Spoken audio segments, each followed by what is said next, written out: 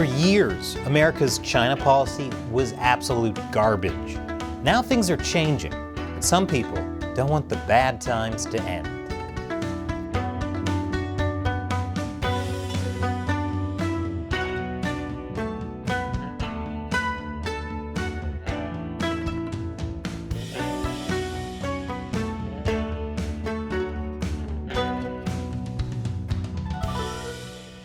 Welcome to China Uncensored. I'm Chris Chappell. America's decades-long China policy is crumbling, and that's a good thing. Don't think of it as bad crumbling, like a bridge. Think of it like good crumbling, like Parmesan cheese. That's delicious destruction. America's China policy used to be dominated by a policy of engagement, often tied to Henry Kissinger, who continues to this day to push for closer U.S.-China ties.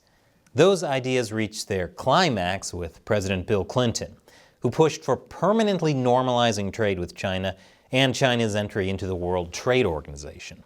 Clinton laid out the core ideology of the Kissinger School of Engagement. By joining the WTO, China is not simply agreeing to import more of our products. It is agreeing to import one of democracy's most cherished values, economic freedom. When individuals have the power not just to dream, but to realize their dreams, they will demand a greater say. Now, more than 20 years later, how has that panned out? China did not become a democracy. If anything, the Chinese Communist Party has become a kind of techno-authoritarian regime, the kind that used to be relegated to dystopian sci-fi movies. Engaging with China has gutted the American manufacturing industry. China has hacked every major corporation in the U.S. Chinese state-sanctioned IP theft has cost the U.S. upwards of $600 billion a year. And China's massive military buildup threatens the security of the entire planet. But hey, Americans got to save some money on poorly made products, so it was worth it all in the end, right? This failure of the U.S. engagement policy is not a secret. According to a recent Gallup poll, a record low of 15% of Americans view China favorably. Not only that, but 66% of Americans view China as a critical threat to the U.S. I'd like this channel to take partial credit for that, but China acting like China is good enough to get those numbers. Congrats, CCP, you deserve it.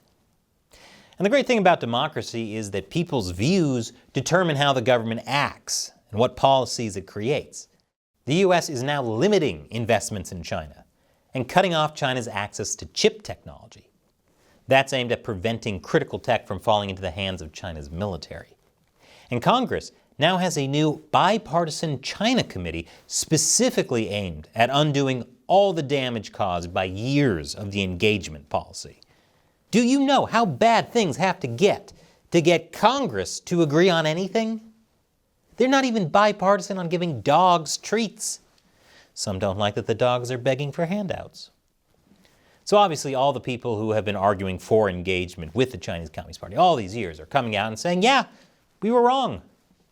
Of course not. They're sticking to their guns and fighting back as hard as they can against any change to their beloved policy of engagement, including calling anyone who doesn't agree with them racist.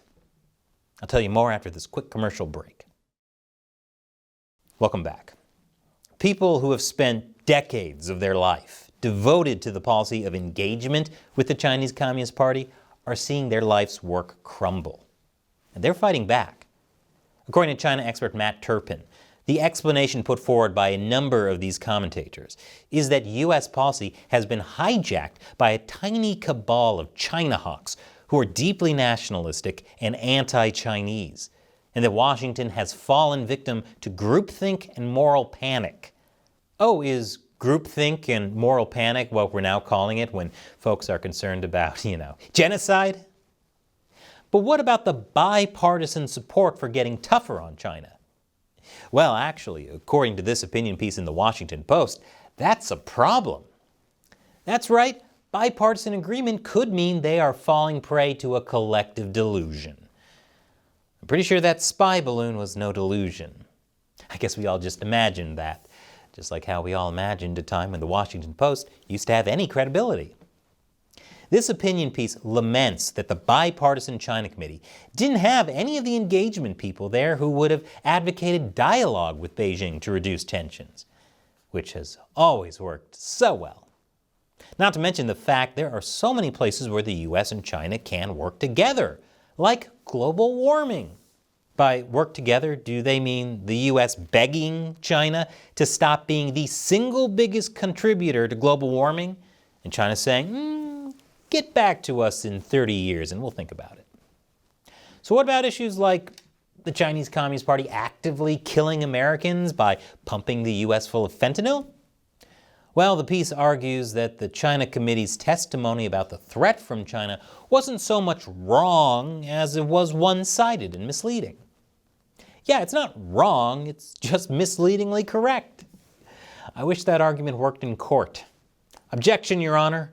All that stone-cold, indisputable proof was completely one-sided. Guess we'll have to call this a mistrial. For example, completely unmentioned were all the benefits of trade with China. So many benefits. Not for Michigan auto workers or the American companies run out of business through China's IP theft, but it's been great for Amazon and owner Jeff Bezos, who also owns the Washington Post, which of course publishes pieces like this. Also, no one pointed out that China has been much more cautious in the conduct of its foreign policy than Russia. So true, Russia invaded a sovereign country. China merely constantly threatens to do the same by constantly sending warplanes near Taiwan. Good point.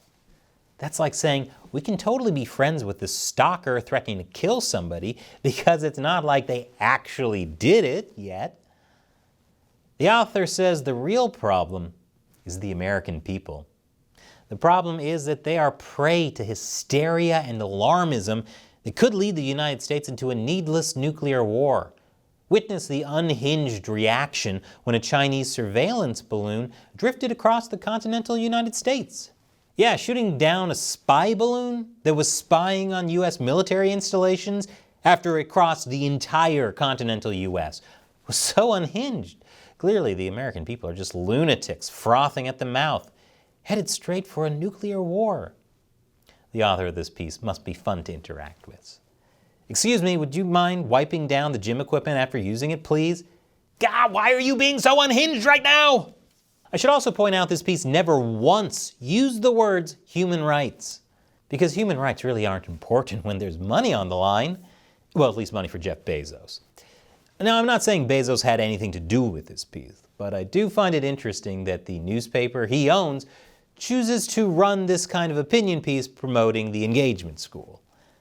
I am willing to say that Jeff Bezos doesn't care too much about human rights, though, specifically the human right to use the bathroom while at work. Although I guess technically you are allowed to go, you just better have good aim. But this is just the beginning. Wait till you hear what the official position of the New York Times is. I'll get to that right after the break. Welcome back. The U.S. public and government are getting tougher on China, and proponents of engagement with the Chinese Communist Party are fighting back. Here's former U.S. Ambassador to China, Max Baucus, not a fan of the new congressional committee. The new committee formed in the Congress on China is very anti-China. No, it's not anti-China. It's anti the Chinese Communist Party. And what the party has done, not just to America, but to the Chinese people, which he later admits in the same interview. Many in Congress say they want to split the party from the people, implying that maybe there should be an overthrow by the Chinese people of the Communist Party. Or no, that's not what they're implying. They're just countering the biggest propaganda line of the Communist Party. The CCP wants people to believe that there is no China without the party. The party is the people, which isn't really true. The party is the party. The people are the people. This is the modern Frankenstein is the doctor, not the monster. It's not that confusing. And here's what the people were saying in a recent protest. CCP stepped down. Xi Jinping stepped down. Of course, many of those protesters have now started disappearing. Which reminds me, how are the engagement people dealing with the idea that by opening up, China will become a democracy? We're not going to change China. But changing China was the excuse for engagement in the first place. And now you're saying since we can't change China, we have to keep engaging with them? Did China also make these people's brains start disappearing? When it comes to genocide and kidnapping protesters, maybe your reaction shouldn't be the same thing high schoolers write to each other in yearbooks. Never change, CCP. But this is perhaps the most egregious example. Notice, this isn't a regular opinion piece. This is from the New York Times editorial board. That means this is the official position of America's most influential newspaper. It starts out with the basic ideology of the engagement school. For most of the past half-century, the United States sought to reshape China through economic and diplomatic engagement. Wait, reshape China? We're not going to change China. Well, get this. It is true that engagement with China has yielded less than its proponents hoped and prophesied. Well, that's the understatement of the year. That's like saying we were hoping for a good return on investment. Instead, we got a cobra spraying venom in our eyeballs. Happens to the best of us. Then they admitted there are problems like the repression of Uyghur Muslims. Repression? You mean torture, forced labor, and what's that word? A genocide. That sentence was so whitewashed, I'm not convinced Tom Sawyer didn't trick them into doing it. In fact, China's brand of state-sponsored capitalism has damaged the health of liberal democracy everywhere. State-sponsored capitalism? You mean communism? Why is that so hard for the New York Times to say? In fact, the word communism or communist is never used once in the whole article. That's right, they don't even say the name of, that one party that has total control of China. What's it called again? Oh, right, the Chinese State-Sponsored Capitalist Party. Do they think if they say communism 3 times, communist Beetlejuice will show up and take them to the spooky gulag? But you know what the New York Times does say? The U.S. and China must keep working together on shared problems like climate change, cooperate on addressing climate change, how to slow the pace of climate change. How about slowing the pace of genocide, no? Maybe we should start calling Uyghur Muslims an endangered species. Then will these people start caring about this? The Times says the relationship between the United States and China, for all its problems, continues to deliver substantial economic benefits. Oh, so many economic benefits. I mean, not for Michigan auto workers or the American companies run out of business through China's IP theft, but it's been great for Carlos Slim, the Mexican billionaire who owns the New York Times. I'm sure it's just a coincidence that these billionaires profiting off cooperation with China have newspapers calling for cooperation with China. What are the odds? That wasn't rhetorical. I asked Vegas, and they gave me the odds as 1 to 1. But is China even really a threat? By the standards of superpowers, China remains a homebody. Its foreign engagements, especially outside its immediate surroundings, remain primarily economic. Totally true. Like how China used money to interfere in Canada's elections. That's primarily economic.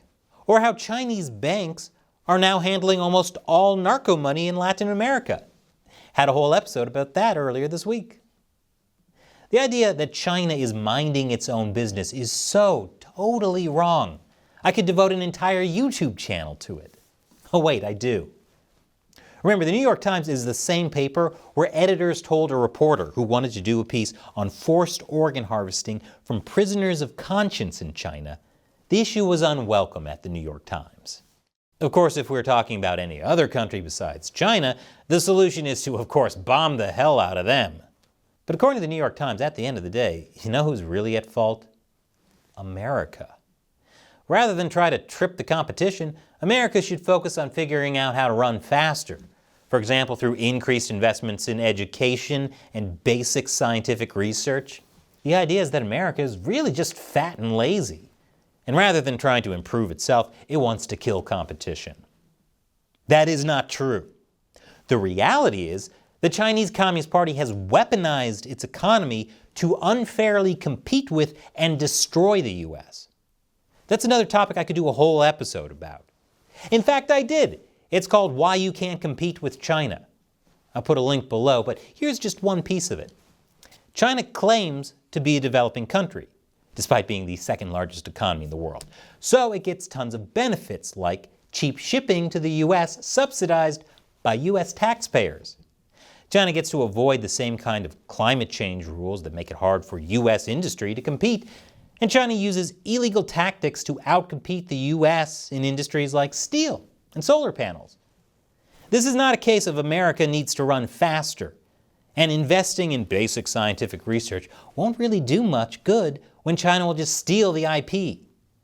This is like telling a marathon runner to just run faster when the person he's competing against is tied to him on a skateboard and shooting at his feet with a BB gun. Engagement has failed, spectacularly so. This change in U.S.-China policy is not some conspiracy of China hawks or Cold War groupthink. The American people are fed up with it. And a lot of business and media elite resent that their vested interests might be taken away from them because the rabble no longer wants to listen to their good advice. Obviously, some people are very confused about what the best U.S.-China policy is. So let me make it very simple. If you are arguing the same thing as Chinese state-run media, you're doing it wrong. Remember, don't think of it as bad crumbling. Think of it as good crumbling. Delicious, delicious crumbling. And as always, this show would not exist without support from viewers like you on the crowdfunding website Patreon. They're what I call the China Uncensored 50-cent army. And as a thank you to them, I answer their questions at the end of each episode. Today's question comes from Ali Hassan. Hi, Chris. So I was reading Confucius's beliefs, and he holds Tian, or heaven, in the highest regard, believing it is benevolent, pretty much aligned with the Abrahamic religion's beliefs.